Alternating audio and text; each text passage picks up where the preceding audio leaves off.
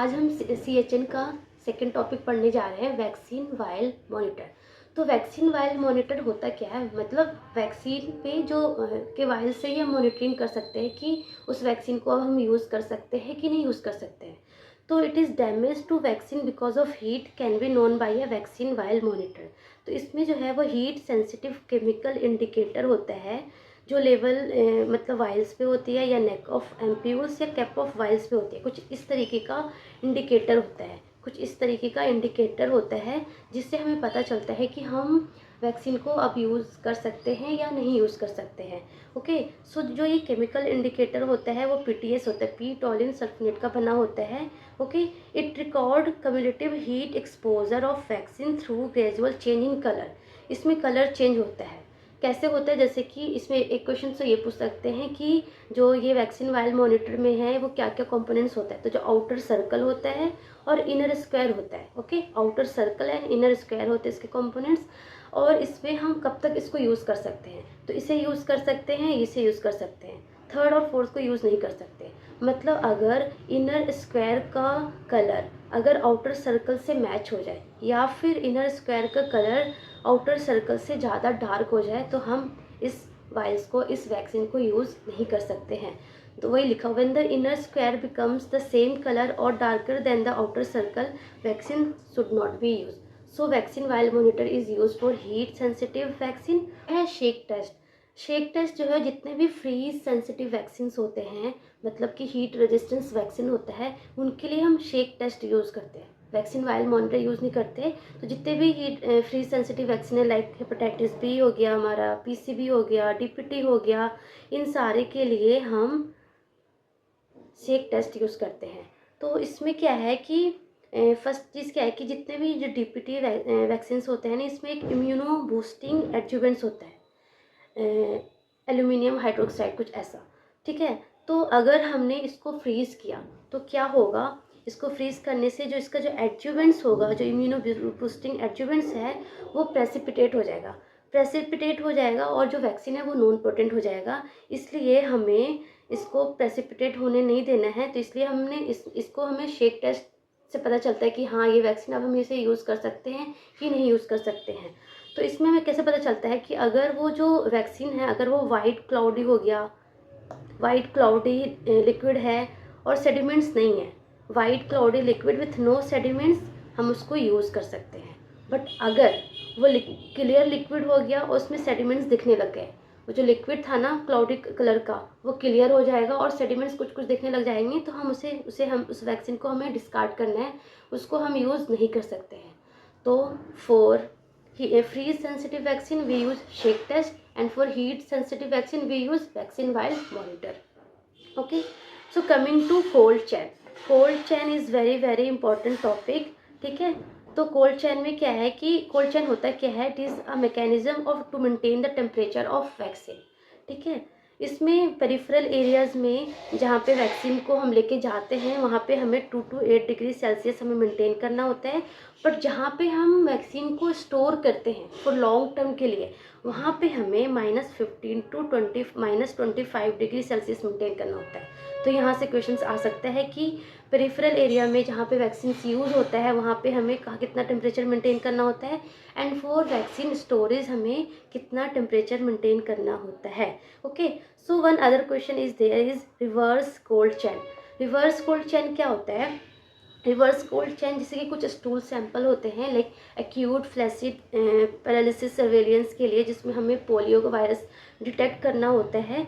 तो हमें stool samples like hospital से कुछ लैब अगर दूर जगह पे है ना, वहाँ पे भेजना होता है, तो हमें उसमें रिवर्स कोल्ड चैन की तरह भेजना होता है। मतलब वहाँ पे हमें उस स्टूल सैंपल को 2 to 8 डिग्री सेल्सियस पे टेम्परेचर मेंटेन करके हमें भेजते हैं, डेट इज़ रिवर्स कोल्ड चैन, ठीक है। Cold chain and reverse cold चैन दोनों अलग अलग हो गए।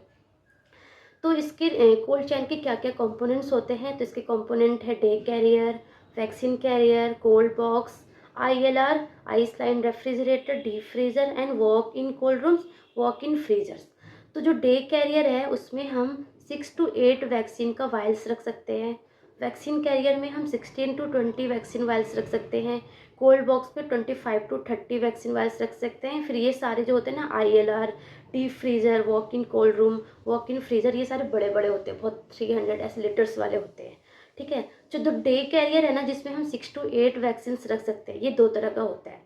ये जो है स्टैंडर्ड वैक्सीन कैरियर होते हैं और फ्रीज रेजिस्टेंट वैक्सीन कैरियर होता है। तो आप पिक्चर में देखो, जो ये फर्स्ट वाला है ना, ये वाला, ये स्टैंडर्ड वैक्सीन कैरियर है। इसमें क्या है, देखो ये आइस पैक जो रखे हुए हैं ना, ये लाइक इसमें आइस पैक रखा हुआ है, यहाँ पे कोई भी इंसुलेटिंग लेयर नहीं है, बट इसमें जो है आइस पैक रखा हुआ है, but there is insulating layer. ठीक है, तो जो वैक्सीन है पॉली बैग में करके, वाइट कलर की पॉली बैग होती है, उसमें करके हम अंदर रख सकते हैं, यहाँ पे अंदर रख सकते हैं। तो यहाँ पे जो हम जो वैक्सीन रखेंगे ना, वो डायरेक्ट कॉन्टेक्ट होगा हमारा आइस पैक से। ठीक है, बट इसमें है जो डायरेक्ट कॉन्टेक्ट नहीं होगा आइस पैक से, इसलिए जो फ्रीज रेजिस्टेंट वैक्सीन कैरियर है वो इसमें हम रखते हैं, क्योंकि वो फ्रीज से रेजिस्टेंट है ना, वो फ्रीज रेजिस्टेंस वैक्सीन कैरियर होता है और एक स्टैंडर्ड वैक्सीन कैरियर होता है। तो ये हमारा स्टैंडर्ड वैक्सीन कैरियर है और ये हमारा फ्रीज रेजिस्टेंट वैक्सीन कैरियर होता है। उसके अलावा हमारा ILR हो गया। तो ILR में जो है ना, temperature 2 to 8 degree Celsius maintain करना होता है। तो फर्स्ट क्वेश्चन इज़, आपने पढ़ा होगा उसमें heat sensitive and freeze sensitive vaccine. तो जो हीट सेंसिटिव वैक्सीन है वो कहाँ पे रखेंगे, ILR के टॉप वाले शेल्फ में रखेंगे या बॉटम वाले शेल्फ पे रखेंगे। तो जितने भी हीट सेंसिटिव वैक्सीन है, तो ऑफकोर्स थोड़ा सा माइंड लगाओ, उसको हम एकदम बॉटम वाले ILR के शेल्फ पे रखेंगे, एकदम बॉटम में रखेंगे। और जितने भी फ्रीज सेंसिटिव वैक्सीन है उसको एकदम टॉप शेल्फ पे रखेंगे। ओके, इसको हम टॉप शेल्फ पे रखेंगे। तो आइस लाइन रेफ्रिजरेटर में हम उसका जो टेम्परेचर है वो कैसे मेज़र करते हैं, डायल थर्मामीटर के थ्रू। एक डायल थर्मामीटर होता है लंबा सा, वो उसको हम मिडल में रखते हैं और वो टेम्परेचर उससे मेज़र करते हैं। तो dial thermometer measure the temperature of ILR, it is placed in middle of ILR। और जो इसमें एक ग्रीन जोन होता है, तो 2 to 8 degree Celsius is green zone. ठीक है, एंड जो उसका जो एरो है ना, उसका डायल थर्मामीटर का जो एरो है, it should be in the green zone. ठीक है, और हमें ILR का टेम्परेचर एटलीस्ट 2 बार दिन में नापना है। ठीक है, उसके बाद जो ILR है ना, आइस लाइन रेफ्रिजरेटर, वो सारे इम्यूनाइजेशन सेंटर पे प्रेजेंट होता है, लाइक PHC पे, district level, community health centre, हर जगह आइस लाइन रेफ्रिजरेटर प्रेजेंट होता है। ठीक है, vaccine are not stored for long term. हाँ, आइस लाइन रेफ्रिजरेटर में हम अप टू 1 मंथ तक हम at PHC, community health centre और सब डिस्ट्रिक्ट हॉस्पिटल में हम वैक्सीन स्टोर कर सकते हैं। बट मोर देन 1 मंथ की अगर स्टोर करने की बात आए तो हम ILR में स्टोर नहीं कर सकते हैं। Okay, ILR needs minimum 8 hours of electricity per day to maintain the vaccine efficacy.